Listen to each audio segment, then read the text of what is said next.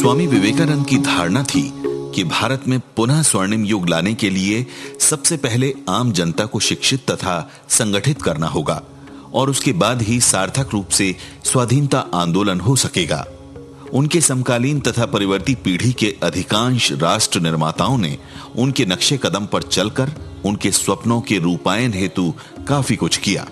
इस कड़ी में बताया गया कि किस प्रकार नेताजी सुभाष चंद्र बोस के जीवन में स्वामी जी स्वयं तथा उनके विचार छाए रहे। पाश्चात्य देशों में भारतीय संस्कृति की पताका फहराने और सनातन वैदिक धर्म का ओजस्वी संदेश देने के बाद स्वामी विवेकानंद स्वदेश लौटे।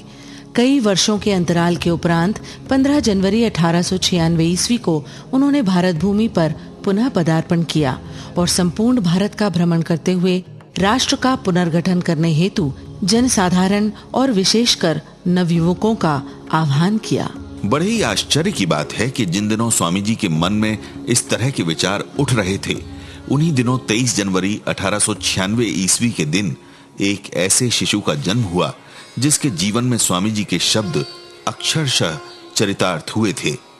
आगे चलकर यही वाणी तरुण सुभाष के जीवन का मानो मूल मंत्र बन गई थी और उन्होंने ईश्वरोपलब्धि के लिए संन्यास ग्रहण करने की अपनी प्रबल आकांक्षाओं को त्याग कर प्रायः 50 वर्ष की आयु तक देश की स्वाधीनता के लिए संघर्ष किया।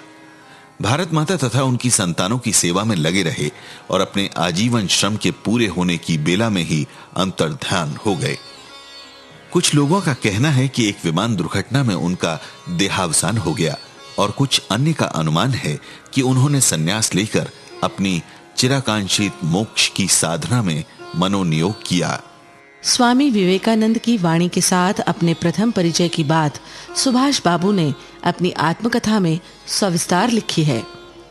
1912 ईस्वी में जब वे तरुणाई से होकर गुजर रहे थे, तभी उनके जीवन में ये महत्वपूर्ण घटना हुई।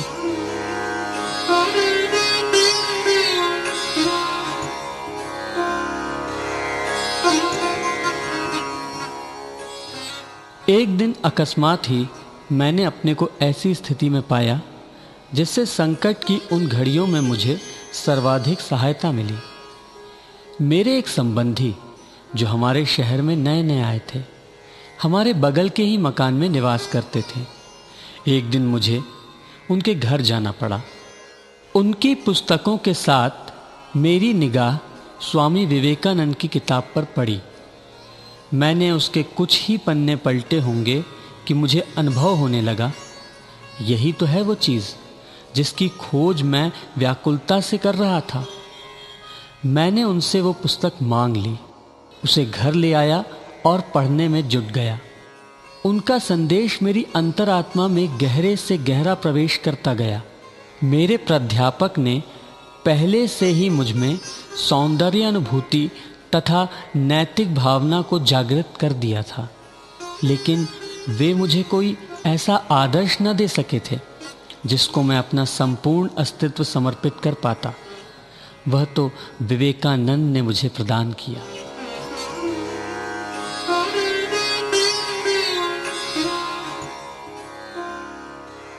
सुभाष को जैसे अपने जीवन का लक्ष्य मिल गया, वे एकाग्र चित्त होकर पुस्तक पढ़ने में लग गए। मैं उन पुस्तकों को दिन पर दिन, सप्ताह पर सप्ताह और महीने पर महीने पढ़ता चला गया। मुझे सर्वाधिक प्रेरणा उनके पत्रों तथा कोलंबो से अल्मोड़ा तक प्रदत्त उनके भारतीय व्याख्यानों से मिली, जिनमें देशवासियों के लिए व्यवहारिक प्रवचन थे। इस अध्ययन से मुझे उनके विचारों का सार ग्रहण करने में सफलता मिली। तब मैं समझ सका कि जीवन का परम लक्ष्य है आत्मनो मोक्षार्थ जगद्विताय च, अपनी मुक्ति और मानवता की सेवा। पूर्ण आदर्श ना तो मध्य युग का आत्मनिष्ठ संन्यास हो सकता है और ना ही बैंथम तथा मिल का आधुनिक उपयोगितावाद।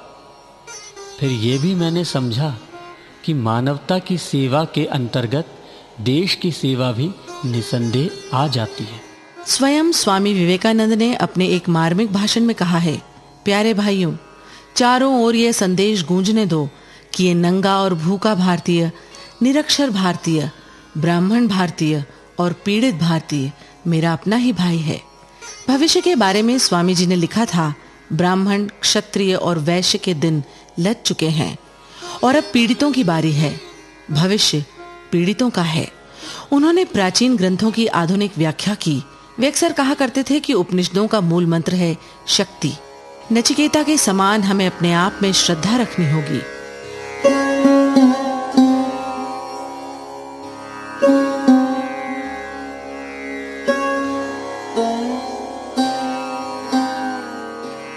मैं उस समय मुश्किल से 15 वर्ष का था जब विवेकानंद ने मेरे जीवन में प्रवेश किया। इसके परिणाम स्वरूप मेरे भीतर एक उथल पुथल मच गई, एक क्रांति घटित हुई। स्वामी जी को समझने में मुझे तो काफी समय लगा, लेकिन कुछ बातों की छाप मेरे मन में शुरू से ही ऐसी पड़ी कि कभी मिटाए न मिट सकी। विवेकानंद अपने चित्रों में और अपने उपदेशों के जरिए मुझे एक पूर्ण विकसित व्यक्ति लगे।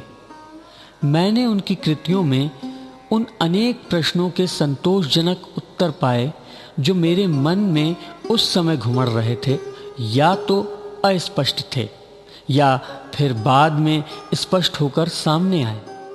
अब मैंने उस मार्ग पर विचार करना प्रारंभ किया जो विवेकानंद ने दिखाया था। शीघ्र ही मैंने अपने मित्रों की एक मंडली बना ली जिनकी रुचि रामकृष्ण और विवेकानंद में थी। स्कूल में और स्कूल के बाहर जब कभी हमें मौका मिलता, हम इसी विषय पर चर्चा करते। क्रमशः हमने दूर दूर तक भ्रमण करना आरंभ किया ताकि हमें मिल बैठकर और अधिक बातचीत करने का अवसर मिले।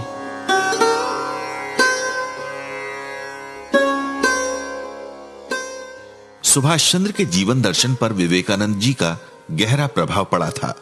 इन्हीं दिनों कटक से सुभाष बाबू ने अपनी माता श्रीमती प्रभावती देवी को जो 8-9 पत्र लिखे थे, उनमें उनके चिंतन में उन दिनों आए इस परिवर्तन की स्पष्ट छाप है। ईश्वर तथा राष्ट्र के लिए जीवन उत्सर्ग कर देने की अदम्य लालसा की झलक है। एक स्थान पर वे लिखते हैं, ईश्वर का अनुग्रह कम नहीं है। देखो तो जीवन में हर क्षण उनके अनुग्रह का परिचय मिलता है। विपत्ति में लोग ईश्वर का स्मरण करते हैं। मैं तो हृदय में पूर्ण निष्ठा से स्मरण करता हूं। सुख में लोग ईश्वर को भूल जाते हैं। उसी कारण कुंती ने कहा था कि हे भगवान, तुम मुझे सदैव विपत्ति में रखना, तब मैं सच्चे हृदय से तुम्हारा स्मरण करूंगी। सुख वैभव में तो मैं तुमको भूल जाऊंगी, इसलिए मुझे सुख मत देना। एक अन्य पत्र में वे लिखते हैं, संसार के तुच्छ पदार्थों के लिए हम कितना रोते हैं, किंतु ईश्वर के लिए हम अश्रुपात नहीं करते। माँ, हम तो पशुओं से भी पाषाण हृदय हैं। उस शिक्षा को धिक्कार है जिसमें ईश्वर का नाम नहीं, और उस व्यक्ति का जन्म निरर्थक है जो प्रभु के नाम का स्मरण नहीं करता।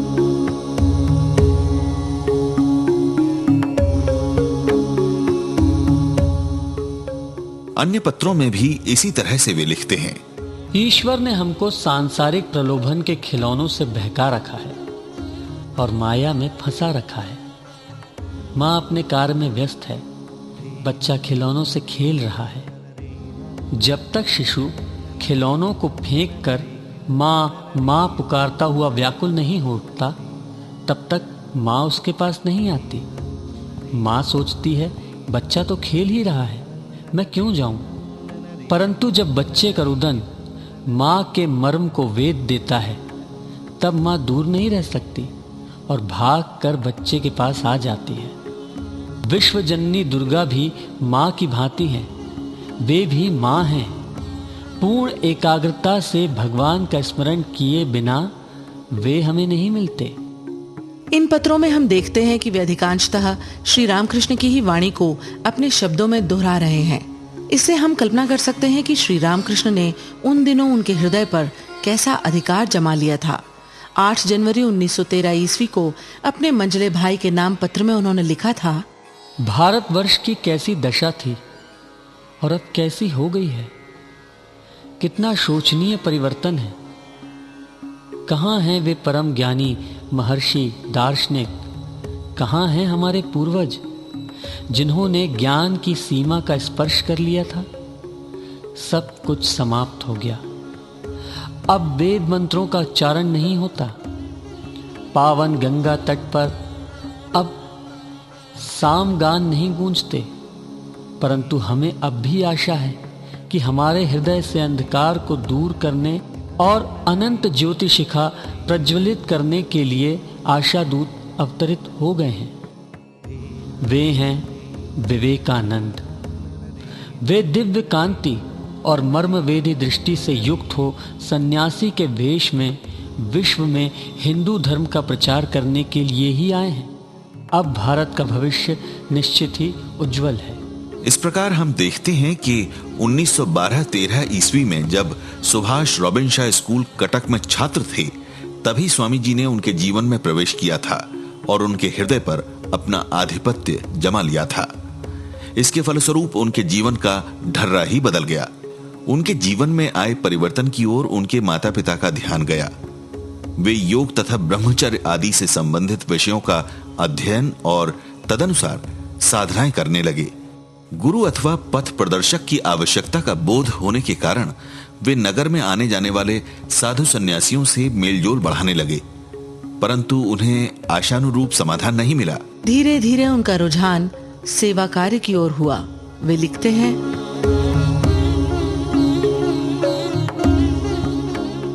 ये भाव संभवतः विवेकानंद अध्ययन से ही पनपा था, क्योंकि उन्होंने मानवता की सेवा का उपदेश दिया था, जिसके अंतर्गत देश की सेवा भी आ जाती है।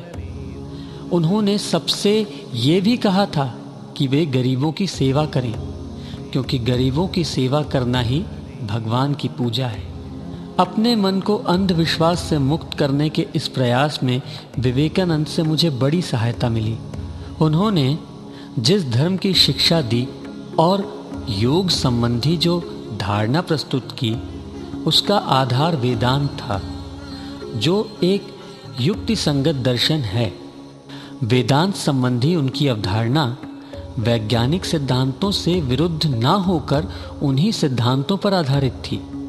उनके जीवन का एक प्रमुख कार्य धर्म और विज्ञान में समन्वय स्थापित करना था, और उनके विचार से ऐसा वेदांत के जरिए किया जा सकता था। परंतु धर्म और सेवा में अपने इस रुचि के बावजूद सुभाष ने अपने अध्ययन में उपेक्षा नहीं दिखाई थी। 1913 ईस्वी की मैट्रिकुलेशन की परीक्षा फल निकलने पर पता चला कि कोलकाता विश्वविद्यालय के अंतर्गत बैठने वाले 10,000 विद्यार्थियों में कटक के सुभाष चंद्र बोस ने दूसरा स्थान प्राप्त किया था। अब उच्चतर शिक्षा के लिए सुभाष को कटक से कोलकाता भेजा गया। 16.5 साल के इस तरुण ने वहां आते ही अपना भावी कार्यक्रम तय कर लिया। मैं दर्शन शास्त्र का गहन अध्ययन करूंगा, जिसमें मैं जीवन की मूलभूत समस्या का समाधान प्राप्त कर सकूं। व्यवहारिक जीवन में जहां तक संभव हो रामकृष्ण और विवेकानंद के पद चिन्हों पर चलूंगा, और चाहे कुछ भी हो मैं सांसारिकता की ओर नहीं मुड़ूंगा। प्रेसिडेंसी कॉलेज के नाम से मशहूर कोलकाता के सर्वश्रेष्ठ महाविद्यालय में सुभाष को प्रवेश मिला। वहां आते ही वे अपने समान विचारधारा रखने वाले सहपाठियों की खोज करने लगे और उन्हें अपना दल मिल गया। वे लिखते हैं, ये टोली आम तौर पर रामकृष्ण और विवेकानंद के बताए मार्ग पर चलती थी, लेकिन आध्यात्मिक उन्नति के लिए सेवा पर जोर दिया करती थी। समाज सेवा से उनका तात्पर्य अस्पताल या दातत्व चिकित्सालय स्थापित करना नहीं था, जैसा कि स्वामी विवेकानंद के शिष्य किया करते थे, बल्कि मुख्यतः शिक्षा के क्षेत्र में राष्ट्रीय पुनर्निर्माण था। अतः हमें नव विवेकानंद टोली कहा जा सकता था, और मुख्य उद्देश्य था धर्म तथा राष्ट्रीयता का न केवल सैद्धांतिक रूप में बल्कि वास्तविक जीवन में भी समन्वय। उस वर्ष की पढ़ाई पूरी होते होते उनकी गुरु प्राप्ति की अभिलाषा इतनी तीव्र हो उठी कि 1914 ईस्वी की गर्मी की छुट्टियों में वे अपने एक मित्र हेमंत कुमार सरकार के साथ तीर्थाटन को निकल पड़े। घूमते घूमते वे वाराणसी पहुंचे। वहां रामकृष्ण आश्रम के अध्यक्ष राखाल महाराज मिले। उन्होंने सुभाष को ये कहकर लौटा दिया था कि तुझे यहाँ क्या काम, तुझे तो देश का काम करना है। सुभाष चंद्र बोस उनसे बहुत प्रभावित हुए थे। वे घर लौट आए। घर लौटने के बाद उनका स्वास्थ्य बिगड़ गया। वे बीमार रहने लगे। 20 सितंबर 1915 ईस्वी को वे लिखते हैं, शारीरिक स्थिति को देखकर तो विश्वास नहीं होता कि जीवन में मैं कुछ भी कर सकूंगा। विवेकानंद की सभी बातें सत्य हैं।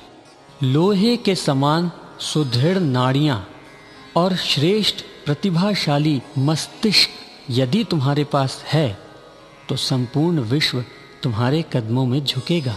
8 दिसंबर को उन्होंने सर जगदीश चंद्र बोस का एक व्याख्यान सुना। उस समय भी उन्हें स्वामी जी की याद हो आई। वे लिखते हैं, न जाने क्यों बचपन से ही विवेकानंद और जगदीश चंद्र दोनों पर अटूट श्रद्धा है।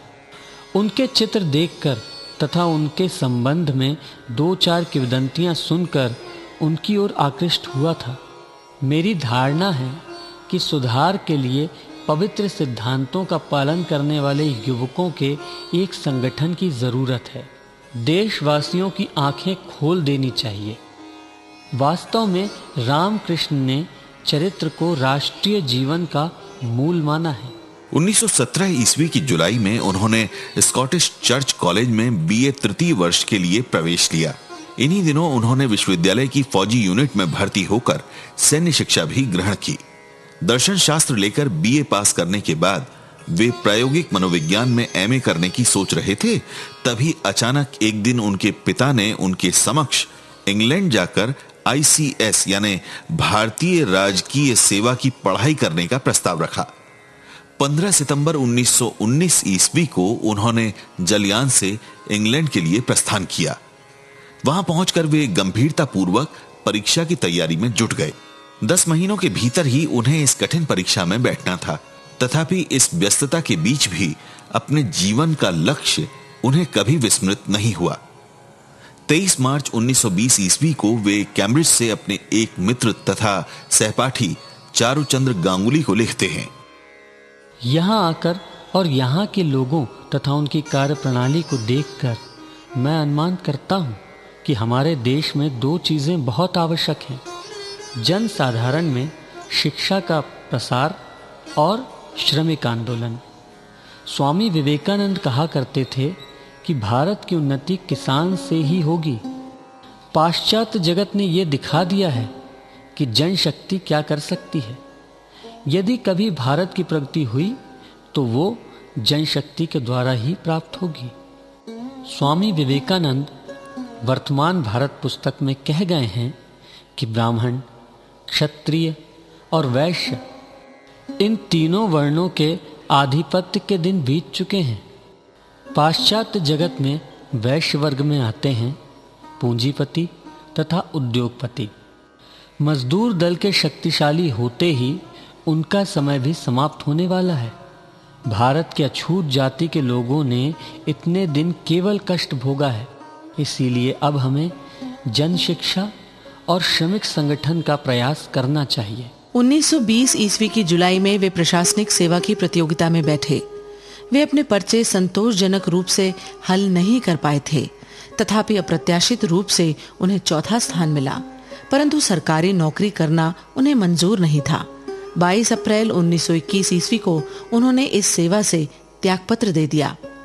तब अपने भावी जीवन के कार्यक्रम के संबंध में उनके मन में तरह तरह के विचार उमड़ घुमड़ कर रहे थे। 16 जुलाई 1921 ईस्वी को 23 वर्ष के युवा सुभाष पुनः अपनी मातृभूमि लौट आए।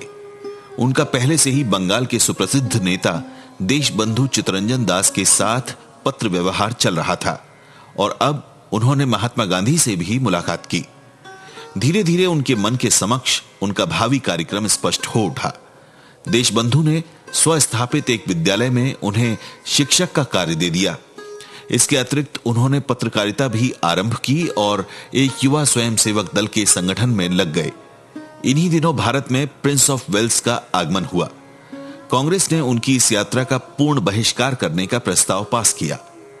देशबंधु और सुभाष ने भी अपने स्वयंसेवक दल के साथ इस यात्रा के विरोध में प्रदर्शन किया। दोनों ही नेता गिरफ्तार कर लिए गए। सुभाष को 6 महीने की सजा मिली और इस प्रकार उनके जीवन का प्रथम कारावास आरंभ हुआ। 9 जनवरी 1930 ईस्वी को उन्होंने कोलकाता के हाजरा पार्क में आयोजित एक विशाल आम सभा को संबोधित करते हुए श्रमिकों से भी आजादी के संग्राम में सहायता करने का अनुरोध किया। 23 जनवरी 1930 को उनके 33वें जन्मदिन पर उन्हें पुनः गिरफ्तार कर लिया गया और 1 वर्ष की सजा सुनाई गई। 25 सितंबर को उन्हें जेल से मुक्त कर दिया गया। तभी कोलकाता नगर निगम का चुनाव हुआ और नेताजी महापौर निर्वाचित हो गए। अगले वर्ष स्वामी विवेकानंद के 69वें जन्म दिवस के अवसर पर 12 जनवरी 1931 ईस्वी की शाम को बेलूर मठ के प्रांगण में गंगा तट पर मठ के मुख्य भवन के समक्ष एक आम सभा आयोजित हुई थी। सुभाष बाबू ने जो भाषण दिया था उसका सार संक्षेप इस प्रकार है। स्वामी विवेकानंद की बहुमुखी प्रतिभा की व्याख्या करना बड़ा कठिन है।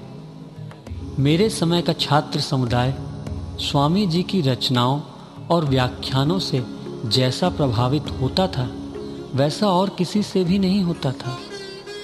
वे मानो उन छात्रों की आशाओं आकांक्षाओं को पूर्ण रूप से अभिव्यक्त करते थे। स्वामी जी का यथार्थ मूल्यांकन करने के लिए उन्हें परमहंस देव के साथ मिलाकर देखना होगा। वर्तमान स्वाधीनता आंदोलन की नींव स्वामी जी की वाणी पर ही आश्रित है।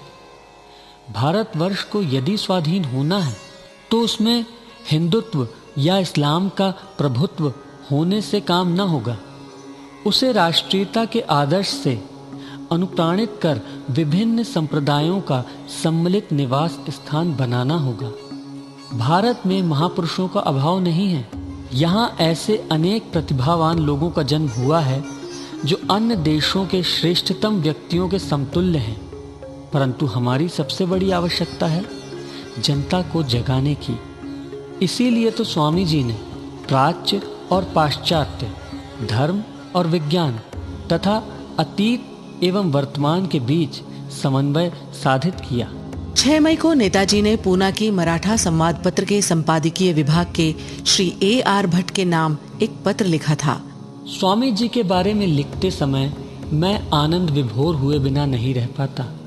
वे अपने त्याग और असंयमित कर्म में अथक, प्रेम में असीन, विद्या बुद्धि में गहन एवं बहुमुखी, भावुकता में अतिरेकी तथा संघर्ष में निर्मम थे और इसके बावजूद वे एक शिशु के समान सरल थे। और भगनी निवेदिता ने अपनी पुस्तक the master as I saw him में लिखा है, उनके आराधना की देवी उनकी मातृभूमि थी। द्वितीय विश्व युद्ध छिड़ गया था। अंग्रेज सरकार ने नेताजी को उनके घर पर ही नजरबंद कर दिया। 26 जनवरी 1941 की रात को सुभाष बाबू फरार हो गए और गुप्त रूप से अफगानिस्तान और जर्मनी होते हुए अंत में जापान जा पहुंचे। अपने सिंगापुर प्रवास के दौरान ही नेताजी ने 25 अक्टूबर 1945 ईस्वी को अस्थायी आजाद हिंद सरकार की ओर से ब्रिटेन और अमेरिका के खिलाफ लड़ाई की घोषणा कर दी थी। अपने रंगून प्रवास के दौरान भी सुभाष बाबू ने वहां के रामकृष्ण मिशन सोसाइटी से अपना आंतरिक संपर्क बनाए रखा। 24 अप्रैल को नेताजी ने रंगून छोड़ा और उसके बाद शीघ्र ही वहां बदलाव आया। 17 अगस्त के दिन नेताजी सैगोन के हवाई अड्डे के कर्नल हबीबुर रहमान के साथ एक विमान में सवार होकर किसी अज्ञात स्थान के लिए उड़ चले। कहते हैं कि उस रात इंडो चीन के टूरेन अड्डे पर उनका विमान उतरा और वहीं रात बिताने के बाद अगले दिन वे फार्मोसा के टाइहोकू हवाई अड्डे पर उतरे। वहां भोजन तथा विश्राम के बाद उनका विमान फिर उड़ा, परंतु शीघ्र ही दुर्घटनाग्रस्त होकर धराशायी हो गया।